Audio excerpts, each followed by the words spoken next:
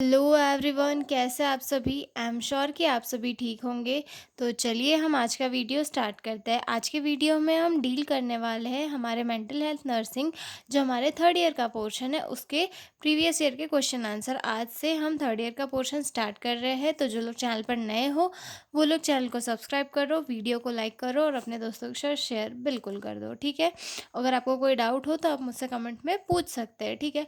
मैं आपको बहुत ही ईजी लैंग्वेज में जो है प्रीवियस ईयर के क्वेश्चन पेपर सॉल्व कराऊंगी। और अब हम जल्दी स्टार्ट कर रहे हैं क्योंकि एग्ज़ाम कभी भी हो सकती है, ठीक है। तो चलिए स्टार्ट करते हैं।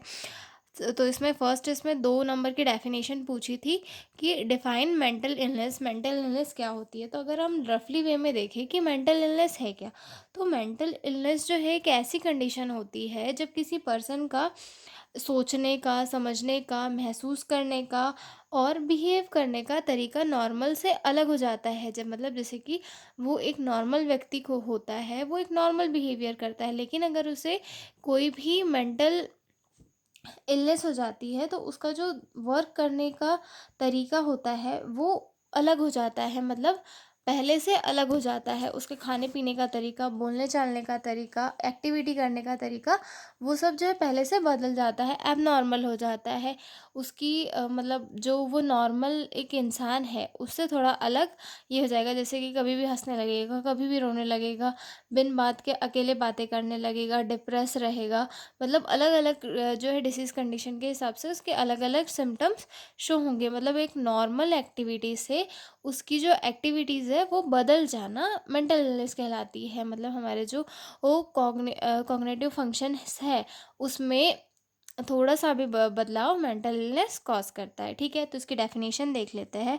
अ mental condition Mental illness is a medical condition that affect a person's mind, personality and emotion, impairing their ability to lead a normal everyday life। मतलब मेंटल इलनेस एक ऐसी मेडिकल कंडीशन है जो किसी भी पर्सन के माइंड, उसकी personality और इमोशंस को बदल देता है, चेंज कर देता है, कमज़ोर कर देता है, या फिर उसकी जो एबिलिटी होती है नॉर्मल एक्ट करने की वो बदल देता है, जिसकी वजह से उसकी जो रोज़मर्रा की लाइफ है वो बदल जाती है, ठीक है।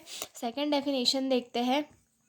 Mental illness is a condition that affect a person's thinking, feeling, mood और बिहेवियर और ability to relate to others and daily functioning. It can be short term or long term and may occur occasionally और B ongoing. मतलब mental illness जो है एक ऐसी condition है जो किसी भी पर्सन की थिंकिंग, उसकी फीलिंग, उसके मूड, बिहेवियर, उसके वर्क करने की एबिलिटी और सभी चीज़ों को जो है डिफेक्ट कर सकता है, मतलब बदल सकता है।